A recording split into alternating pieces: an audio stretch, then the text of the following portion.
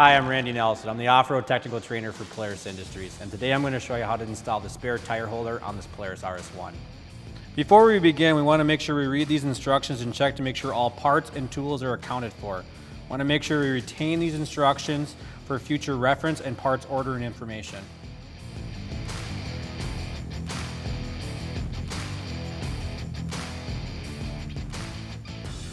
Please note, to install the spare tire mount, you need to make sure that you do have the rock sliders installed on the vehicle before starting this process.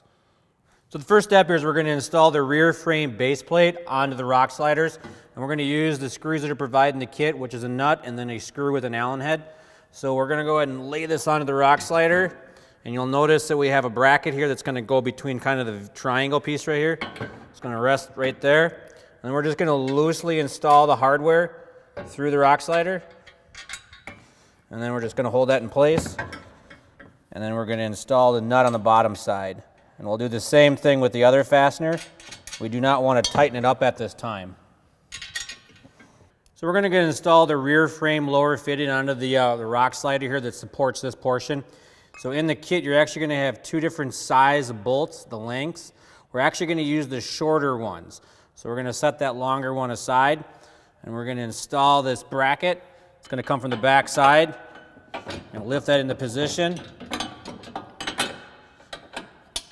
Hold that there, and we're going to line up our holes, and then we're going to install that bolt in there. Again, we're just going to loosely install these fasteners in there for now until we get everything lined up, and then we'll come back and we'll tighten everything down to specifications. We're going to install the rear frame upper fitting. That's going to go around the rock slider post right here, and it's going to be sandwiched in there just like that. So we're going to be using the carriage bolt that's provided in the kit, and we're going to send it from this side, from the back, going forward. So I'm just going to start it from that side with one first to get everything lined up, and then I'm going to put the other one on the front, and I'm going to put a nut on there to hold that in place. And we'll go ahead and install the other carriage bolt, and the same thing. And we're going to go ahead again and just leave this loose for right now until we get everything assembled here on the spare tire carrier. Then we'll come back and torque everything up to specifications. So I'm going to go ahead and install the front frame onto the rock slider. So that's going to slide into position like this. And we're using the fasteners, the longer ones at this time. And they're going to just go right here. Again, we're just going to loosely install those for right now. And then we're going to install one more bracket on the bottom on the rock slider. And then we secure everything tight. So just much like the rear, we're just going to sandwich it in there between like that. So what I'm going to do is I'm going to grab my carriage bolt, going to run it through one half of that, run it through the frame, and then I'm going to grab the other half, put it on there. I'm going to install a nut on the back side, hold it in place. And I'm going to do the same thing on the bottom hole, the carriage bolt, put the nut on the bottom, and then I'm going to come back and tighten everything up. So I'm going to begin by tightening the fasteners in the center first. Then I'm going to do my rear fasteners, and then lastly my front fasteners to get everything bolted down. So I'm using a 5mm Allen for the top and a 13mm socket on the bottom. I'm going to go ahead and tighten that up. And I'm just snugging these down. We're going to come back and make the final torques with a torque wrench later.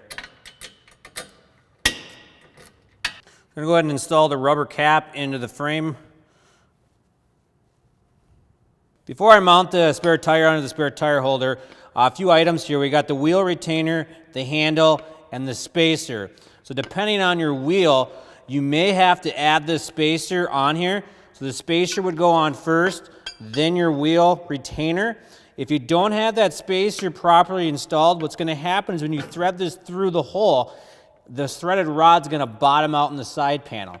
So what I'm going to do here is I'm going to grab my tire, I'm going to lift it up onto the spare tire holder. I'm not going to use the spacer right now. I'm going to get the holder lined up to make a little bit of adjustment, and then we're going to slowly spin this in, and we're going to inspect the back side of the tire holder to see if it's going to make contact with the body. If it's going to make contact with the body, we got to remove the handle and the tire holder and install the spacer in its place so we don't bottom out into the plastic. So I'm going to go ahead and turn this in and see what happens, but we're also going to keep an eye on the back side.